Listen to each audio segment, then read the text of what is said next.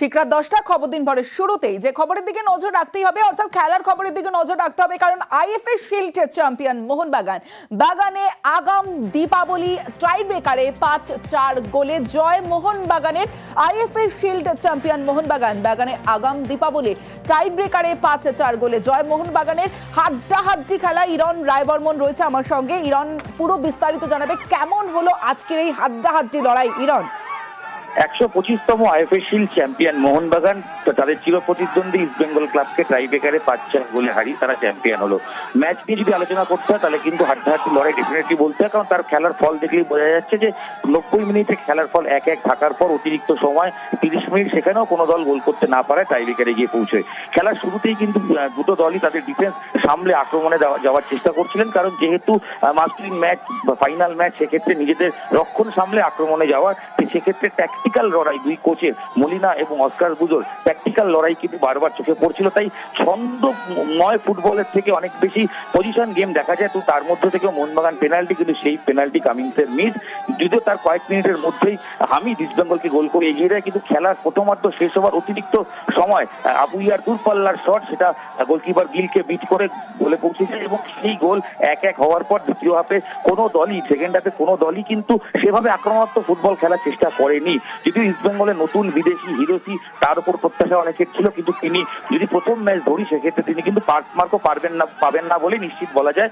তবে মোহনবাগান ট্যাকটিক্যাল লড়াই, মোহনবাগানের ধারে ধারে অনেক শক্তিশালী দল, তারা কিন্তু তাদের পেট্রাসের মতো ফুটবলারকে অতিরিক্ত সময় নামান এবং ম্যাচে পজিশন বজায় রেখে কোনো পক্ষই যখন গোল করতে যাচ্ছে না, খেলা যখন অতিরিক্ত সময় পৌঁছে, তখন ইস্ট বেঙ্গল একটা তার মাস্টার স্ট্রোক দেওয়ার চেষ্টা করে। দেবজিৎ মজুমদার, যাকে কলকাতা ময়দান সেফজিৎ নামে চেনে, কারণ অতীতে বিভিন্ন টুর্নামেন্টে টাই ব্রেকারে তিনি তার দলকে জিতিয়েছেন, তাকে নামানো হয়। যদিও ম্যাচে তিনি কোনো কিছুই করতে পারেননি, টাই ব্রেকারে কোনো শটই সেভ করতে পারেননি।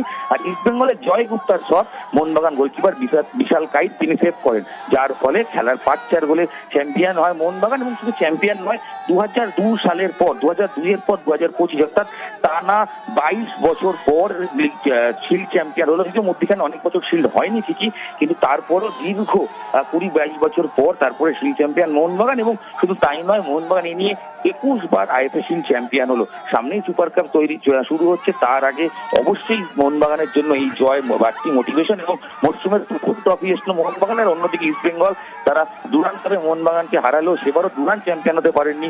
তারপর কিন্তু আবার আইএফএ শিল্ড, সেখানেও কিন্তু মোহনবাগানের কাছে ফাইনালে হেরে এইবারও এখনো পর্যন্ত ট্রফি অজারাই থাকতে হলো। যদিও তারা কলকাতা লিগ জিতেছেন, কিন্তু সামনে সুপার কাপ। তবে ইস্ট বেঙ্গল মোহনবাগানের যে ডার্বি আইএফএ শিল্ড, তাতে নিঃসন্দেহে উন্মাদনা যতটা থাকার নিশ্চয়ই ছিল, কিন্তু তবে যেটা ক্রীড়ামন্ত্রী বারবার বলছিলেন বা যারা এসেছিলেন তারাও বলছিলেন যে দর্শকের হয়তো কম উপস্থিতি, তবে দীপাবলির আগে মোহনবাগানের এই জয় ডেফিনেটলি অতিরিক্ত আত্মবিশ্বাস যোগাবে নিঃসন্দেহে বলা যায়। এবং সমর্থকরা তারা আজকে বেশ। ইরন, পারাদীপ রয়েছে আমার অপর প্রতিনিধি, পারাদীপের সঙ্গে কথা বলবো। পারাদীপ, ডার্বি জয়ের হ্যাট্রিক কোথাও গিয়ে হলো না ইস্ট বেঙ্গলের একদিকে, এবং এই যে ইস্ট বেঙ্গল মোহনবাগানের খেলা মানেই আমরা জানি সকাল থেকে সমর্থকদের মধ্যে একটা উচ্ছ্বাস উদ্দীপনা থাকে, কিন্তু সেই ছবিটা কোথাও গিয়ে যেন আজ চোখে পড়েনি। কিন্তু মোহনবাগান জয়ের পর সেই সেলিব্রেশন প্রমাণ করছে। একদম, দেখো, প্রথমে যেটা বলতে হয় যে মোহনবাগান সদস্য সমর্থকরা তারা কিন্তু কোথাও গিয়ে আজকের ডার্বিতে তারা গ্যালারিতে থাকবেন কিনা সে নিয়ে সংশয় ছিলেন। তুমি জানো যে এএফসি কাপে মোহনবাগানের খেলা না খেলা নিয়ে মোহনবাগানের ম্যানেজমেন্টের উপরে চারপড়ায় ক্ষুব্ধ ছিলেন মোহনবাগান সদস্য সমর্থকরা, এবং সেই জায়গা থেকে আজকের ডার্বিতে তাদের হাজিরা ছিল তুলনামূলক কম। কিন্তু ম্যাচ যত গড়িয়েছে তত কিন্তু যুব ভারতীয় গ্যালারিতে মোহনবাগান সদস্য সমর্থকদের হাজিরা বহরে বেড়েছে। এবং ম্যাচ শেষে এই যে ম্যানেজমেন্টের উপর ক্ষোভ, হতাশা যেটা ছিল, সেটা কিন্তু একদম গোলে জল বলা যেতে পারে যে মোহনবাগান সমর্থকদের গলায় তখন আবারও জয় মোহনবাগান সেই স্লোগান ফেলেছে। একদিকে যেমন ম্যাচ যখন শুরু হয়েছিল তখন কোনো টিফো বা ব্যানার মোহনবাগান গ্যালারিতে, যেটা অন্য ডার্বিতে আমরা দেখতে পাই, সেরকম কোনো টিফো বা ব্যানার এই প্রতিবাদ স্বরূপ মোহনবাগান সদস্য সমর্থকরা রাখেননি। কিন্তু ম্যাচে জয়ের পরে, শিল্ড জয়ের পরে কিন্তু সব ক্ষোভ, হতাশা যেগুলো ছিল সেগুলো ধুয়ে মুছে সব মোহনবাগানে বলা যেতে পারে দিওয়ালির আগে আগাম আলোর উৎসব শুরু হয়ে গেল। এবং একদিকে যেমন যুবভারতী এবং সবুজ, সেটাই এখন আমরা বলছি, পাশাপাশি মোহনবাগান সদস্য সমর্থক তারা কিন্তু আজ থেকেই তাদের আলোর উৎসবের সেলিব্রেশন, শিল্ড জয়ের সেলিব্রেশন উদযাপন একই সঙ্গে সেরে ফেলা শুরু করলেন। তপশ্রী, বেশ। পারাদীপ,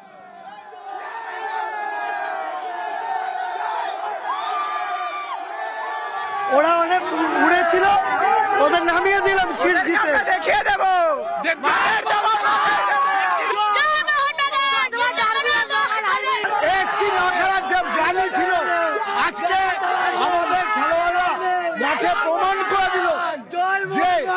কলকাতার তথা ভারতবর্ষের একটাই নাম, মোহনবাগান একটা পরিবার। এই পরিবারে কখনো কখনো কোনো ব্যাপারে মনোমালিন্য হতে পারে, কিন্তু সবচেয়ে বড় হচ্ছে সাফল্য, যেটা প্রত্যেকে চায়, ম্যানেজমেন্ট থেকে, প্লেয়ার থেকে, কোচ থেকে, সমর্থক, এবং সমর্থকরা হচ্ছে সবার ওপরে। তাদের আজকে যেভাবে তারা সাপোর্ট করেছে, যেভাবে সমর্থন করেছে, সাফল্যের পেছনে তাদের বড় ভূমিকা পালন করেছে, তাদেরকে আমি ধন্যবাদ দেব। খবর দিনভরে এবার অন্যান্য খবরের দিকে নজর রাখবো। যুদ্ধবিরতির মধ্যে আফগানিস্তানের পাকতিকা প্রদেশে পাকিস্তানের হামলা, 8 জনের মৃত্যু, আর তার মধ্যে 3 জন ক্রিকেটার। প্রতিবাদে ত্রিদেশীয় সিরিজ থেকে দল তুলে নিল আফগান ক্রিকেট বোর্ড। পরিস্থিতির উপর নজর রাখছে ভারত।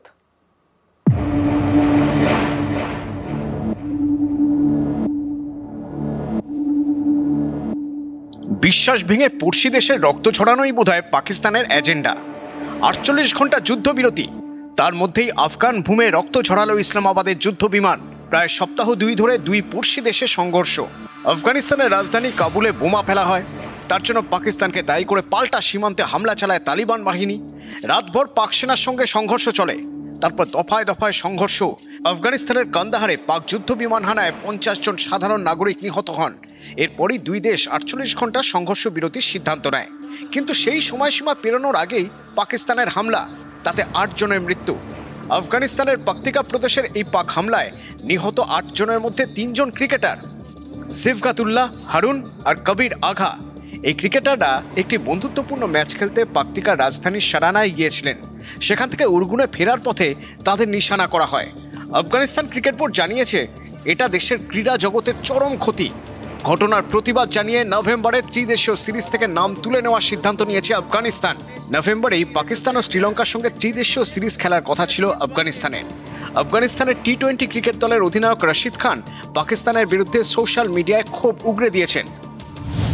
বোর্ডের সিদ্ধান্তকে স্বাগত জানিয়ে রশিদ লিখেছেন, এতগুলো নিষ্পাপ প্রাণের মৃত্যু হয়েছে, আমি আফগানিস্তান ক্রিকেট বোর্ডের সিদ্ধান্তকে স্বাগত জানাচ্ছি। এই কঠিন সময়ে আমি দেশের মানুষের পাশে দাঁড়াচ্ছি, দেশের মর্যাদা সবচেয়ে আগে। এর আগে পেহেলগাঁও হামলার প্রতিবাদে এশিয়া কাপে পাকিস্তানের বিরুদ্ধে খেললেও হাত মেলাননি ভারতীয় ক্রিকেটাররা। কাপ জিতেও এশিয়ান ক্রিকেট কাউন্সিলের সভাপতি ও পিসিবির চেয়ারম্যান মহসিন নকভির হাত থেকে ট্রফি নেয়নি ভারতীয় দল। আফগানিস্তানের উপর পাকিস্তানের এই হামলা এবং তালিবানদের সিদ্ধান্ত ভারত কিভাবে দেখছে? পাকিস্তানের সঙ্গে তালিবানদের অনেক জায়গায় সংঘাত আছে, সেটাকে ব্যবহার করা যেতে পারে। ভারত সরকার বিবৃতি দিয়ে বলেছে যে আমরা তালিবানদের বা আফগানিস্তানের সার্বভৌমত্ব বিশ্বাস করি, তাদের অখণ্ডতা আমরা মেনে নিয়েছি। খাইবার পাখতুনখোয়া যে আফগানিস্তানের অংশ হতে পারে সেটাও কিন্তু ভারত পরোক্ষভাবে সমর্থন করছে, এরকম ধরা যেতেই পারে। আমরা আফগানিস্তানকে যতটা পারা যায় হিউম্যানিটেরিয়ান কজে আমরা সাপোর্ট করতে পারি। আমাদের সঙ্গে তো কোনো ডিরেক্ট বর্ডার নেই, মিলিটারি সাহায্য হতে পারে, যেভাবে আমরা বাংলাদেশকে সমর্থন করেছিলাম। এখানেও আমাদের সমর্থন করতে প্রিন্সিপালের দিক থেকে কোনো বাধা নেই। আফগানিস্তানের তালিবান সরকারকে প্রথমে কোনো দেশই সিরিয়াসলি নেয়নি, কিন্তু সময়ের সঙ্গে সঙ্গে কূটনৈতিক সম্পর্কের বদল হয়েছে। তালিবানদের সঙ্গে যুদ্ধে জড়ানো যে খুব একটা সহজ সিদ্ধান্ত নয়, তা সব দেশই বুঝতে পেরেছে। এই পরিস্থিতিতে পাকিস্তান আফগানদের সঙ্গে যুদ্ধে জড়াচ্ছে কোন অঙ্কে? আফগানদের সঙ্গে যুদ্ধের ক্ষয়ক্ষতি সামলাতে পারবে তো ইসলামাবাদ? তাহলে কি পাকিস্তানকে মদত দিচ্ছে অন্য কোনো দেশ? চীন আগেই জানিয়ে দিয়েছে তারা পাক আফগান সীমান্তে শান্তির পক্ষে। আমেরিকা, ট্রাম্পের দাবি খুব সহজেই এ যুদ্ধ তিনি থামিয়ে দিতে পারেন।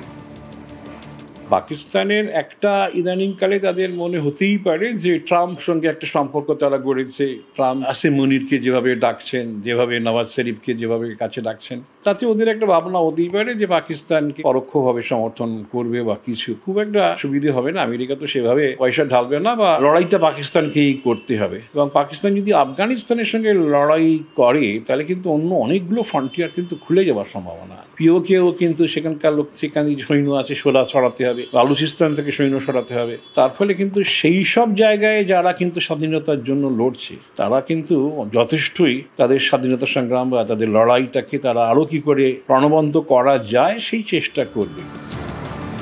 নিউজ 18 বাংলা।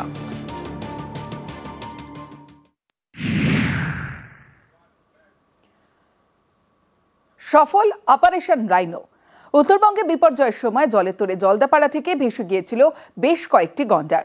গত 13 দিনে 10টি গন্ডারকে উদ্ধার করেছেন বনকর্মীরা। সফল অপারেশন রাইনো।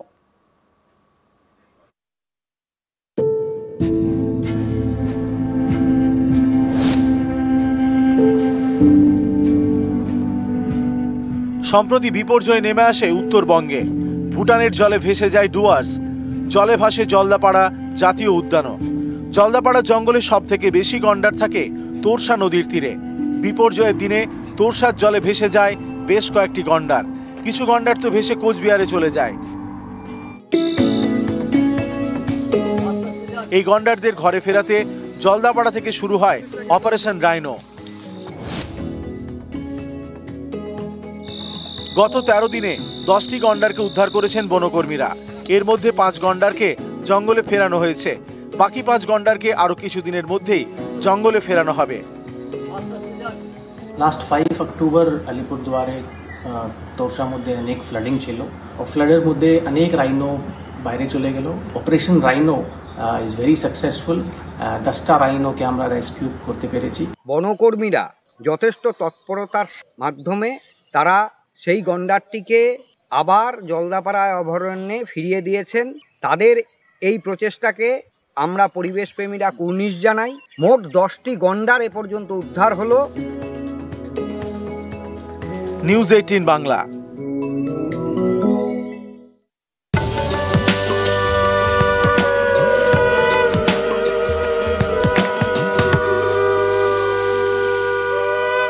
এবার কালী কথা।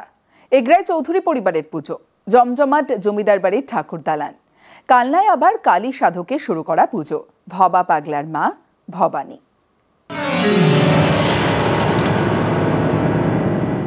আমরা বিছানা ওপরে শুয়ে আছি, তো হঠাৎ এরকম আমি আওয়াজ একটা শুনতে পাই, নুপুরের আওয়াজ পাই। আমি বুঝতে পারি না এটা কিসের আওয়াজ। কালী সাধক গীতিকার ভবা পাগলা বাংলাদেশ থেকে পূর্ব বর্ধমানে এসে কালী মন্দির তৈরি করেন। কালনায় পুজো শুরু করেন মা ভবানী। পুজোটা প্রায় 75 বছর ধরে পুজোটা হয়ে আসছে। সেখানে প্রস্তুতি তো লাগবেই। আর আমাদের মা তো ভীষণ জাগ্রত, অনেক দূর দূর থেকে, দেশ দেশান্তর থেকে লোক আসে ওনাকে দেখতে। মাকে ভোগ আমরা ফল ভোগ দিই, তারপরে খিচুড়ি অন্নভোগ দেওয়া হয়, তারপরে তোমার পায়েস, 5 রকম ভাজা সবজি, তারপরে পোলাও তো থাকবে, পোলাও, তারপরে তোমার ফুলকপির রসা, চাটনি, পায়েস, যেটা ভোগের সম্পূর্ণরূপেই ভোগ দেওয়া হয়। নিরামিষ এটা প্রতিদিনই হয়। মায়ের গায়ে সারা বছর সোনার গয়না থাকে।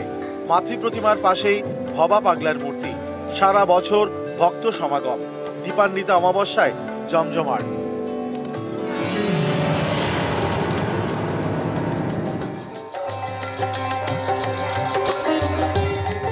পূর্ব মেদিনীপুরের এগরা, এখানকার চৌধুরী বাড়িতে 350 বছরের কালী পুজো। জমিদার নবকুমার বসু চৌধুরীর শুরু করা পুজো আজও চলে আসছে মহা সমারোহে। বেলুর মঠ থেকে এবছর স্বামী মহারাজ আসবেন, ওনাকে দিয়ে মায়ের মূর্তি উন্মোচন হবেন। আগে যাত্রা হতো, এখন যাত্রা করা যায় না, বিশাল খরচ এবং জায়গা শর্ট হয়ে গেছে। ঝাড়গ্রাম থেকে এখন সিংবাজনা বলে ওরা আসে, বাজনার আয়োজন থাকে সারা রাত ধরে। জমিদার বাড়ির পুজোয় ঠাকুর দালান জমজমাট। পুরনো কালী মন্দিরের বাইরেই তৈরি হয় প্রতিমা। এই প্রতিমা তৈরি হয় অনেকগুলি নিয়ম মেনে। প্রথম নিয়ম যেটা হচ্ছে একটা শুদ্ধিকরণ হয়ে আসতে হয়। তারপরে এই যে অন্যান্য জায়গায় মাটিটা তৈরি করা হয়, এটা পা দিয়ে হয় না, হাত দিয়ে তৈরি করতে হয়। আর যখন আমি চক্ষুদান করি অভুক্ত অবস্থায় করতে হয়। পূর্ব বর্ধমান থেকে নবকুমার রায় এবং পূর্ব মেদিনীপুর থেকে পঙ্কজ দাশরথী, নিউজ 18 বাংলা।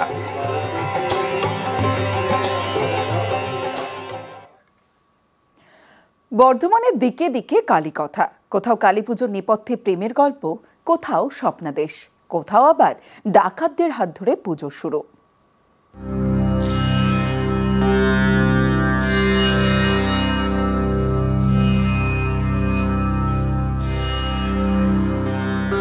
বর্ধমানের রাজবাড়ির কালী বিদ্যাসুন্দর।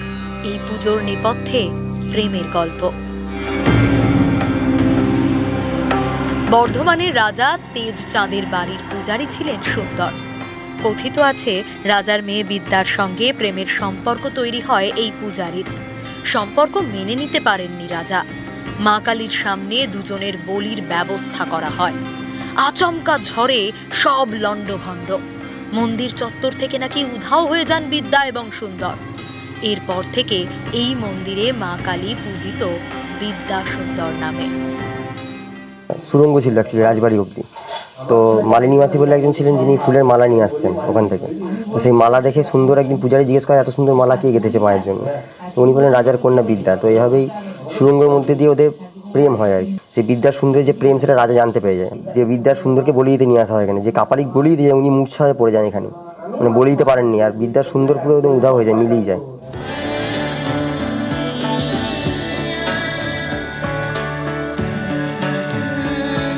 বর্ধমান শহরের কাঞ্চননগর, এখানে কঙ্কালেশ্বরী মন্দির। এক সাধক স্বপ্নাদেশ পান মা কালীর বিগ্রহ প্রতিষ্ঠা করার। তারপরেই পাথর খোদাই করে পুজো শুরু। ওম পুষ্পায় নমঃ, দধিপতে দেবায় শ্রী বিষ্ণুবে নমঃ। 7 ফুট লম্বা এবং 3 ফুট চওড়া মূর্তি। মা এখানে অষ্টভুজা। সারা বছর এই মন্দিরে নিত্য পুজো হয়। দীপান্বিতা অমাবস্যায় চামুন্ডা মতে বিশেষ পুজো। মন্দির প্রতিষ্ঠা হয় বাংলা 1323 সালে। এখন থেকে 108 বছর আগে মূর্তি প্রতিষ্ঠা হয়। মন্দিরটা 600 বছর আগেকার। মন্দিরে কোনো বিগ্রহ ছিল না দেখে এই মন্দিরে তখন এই বিগ্রহকে প্রতিষ্ঠা করা।